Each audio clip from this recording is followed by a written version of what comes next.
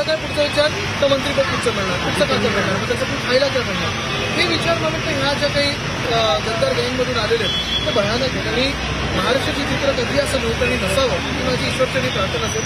दुसरी गोष्ट म्हणजे आज सकाळी देखील मी ट्विटवर व्यक्त झालेलो आहे.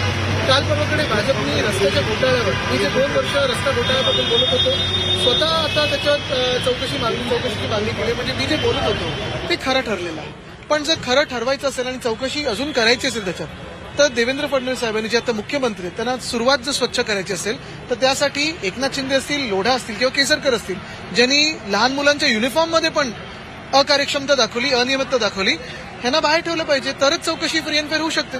अनेक ज्येष्ठ जे मंत्री होते त्यांना यावेळी निवडण्यात आलेलं नाही. त्यामध्ये प्रामुख्याने तानाजी सावंत, अब्दुल सत्तार, दीपक केसरकर, संजय राठोड यांची नावं दिसत आहेत. नवीन चेहरे पाहायला मिळत आहेत. आता बघू दुपारी काय होतंय, कारण यांचं कुठेही स्वार्थीपणा सुटणार नाहीये. दुसरीकडे हनुमान मंदिराचा मुद्दा हा आणखी पेटताना पाहायला मिळतोय. दादर स्टेशनच्या इथे जे हनुमान मंदिराचा मुद्दा होता तो आपण त्या ठिकाणी आरती केल्यानंतर आता पुन्हा एकदा ते मंदिर हलवलं जाणार नाही असं देखील समोर आलं. पहिली गोष्ट म्हणजे काल पण मी सांगितलं की आमचं हिंदुत्व स्वच्छ आहे, साफ आहे, हृदयात राम आणि हाताला काम. स्वतःच्या धर्माचा पुरस्कार करायला दुसऱ्याच्या धर्माचा तिरस्कार करायची गरज नसते. पण जे भाजप सांगतं की हिंदू खतरेमध्ये आहे, काल हे दिसलेलं आहे आणि उद्धव साहेबांनी एक्सपोज करून दाखवलेलं आहे की हिंदूंचा म्हणजे आपला वापर निवडणुकीतच भाजप करतं, बाकी भाजपला काही पडली नसते.